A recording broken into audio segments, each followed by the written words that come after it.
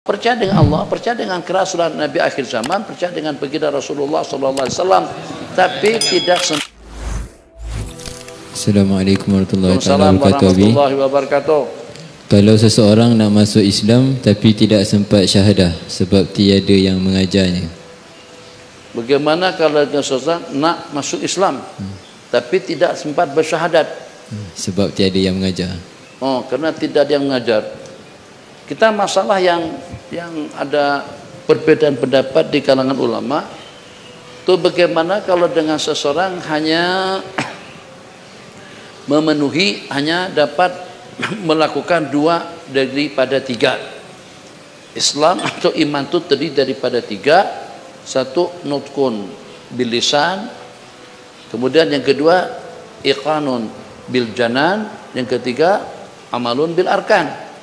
Yang pertama diucapkan, yang kedua diyakini, yang ketiga kita laksanakan tuntutannya, gerak dengan anggota.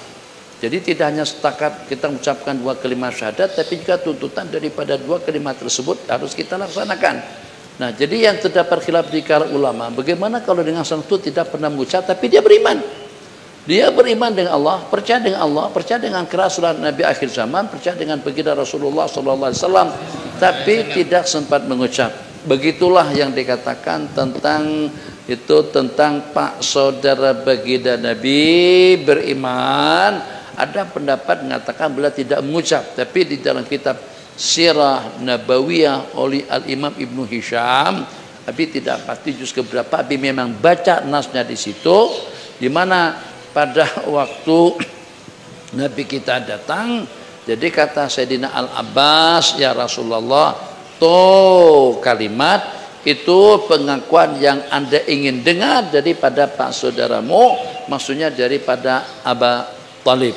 Jadi daripada redaksi tadi itu membuktikan bahwasanya Abu Talib telah mengucapkan 2 kalimat syahadat, hanya di situ Nabi kita tidak dengar. Apakah kira-kira pengakuan seseorang yang mengucapkan 2 kalimat syahadat, beriman dengan keesaan Allah dan juga beriman dengan kerasulan Sayyidina Rasulullah SAW, tapi ucapan 2 kalimat syahadat tadi itu tidak ada yang mendengarnya? Ulama mengatakan itu sudah memadai. Tidak mutlak ucapan 2 kalimat syahadat. Angkat tangan, kan biasanya kalau orang masuk Islam angkat tangan, tak perlu didengar oleh seseorang pun juga tidak perlu. Yang penting 2 kalimat syahadat tadi itu diucapkan, dan pada masa yang sama maknanya tersemat di dalam hati dia, mengerti tentang apa yang dia ucapkan. Selepas itu baru kita melaksanakan segala tuntutannya. Nah, jadi kembali kepada pembicaraan yang kita bicarakan tadi, apakah akan menjadi mukmin, akan menjadi orang yang beriman seseorang yang beriman tapi tidak mengucap? Pendapat sebagian daripada ulama tidak. Tetap saja tidak dinilai sebagai seorang mukmin, sebagai seorang muslim, sebab syarat akan dikatakan sebagai seorang muslim, sebagai seorang mukmin kalau mengucap dengan mulut dan juga pada masa yang sama meyakini di dalam hati. Pendapat yang kedua, ya, sebab karena dia sudah beriman. Jadi tentang mengucapkan 2 kalimat syahadat itu tidak lebih daripada untuk mengisytiharkan, yang tujuannya agar dia terelak daripada hukuman duniawi. Jadi orang itu tidak dilayan, tidak dianggap sebagai seorang mukmin, sebagai seorang muslim, kecuali kalau dia mengucap. Kalau dia tidak mengucap, jadi syara mu'minan indallah, tapi tidak menjadi mukminan, tidak menjadi musliman indan nas, di sisi orang ramai.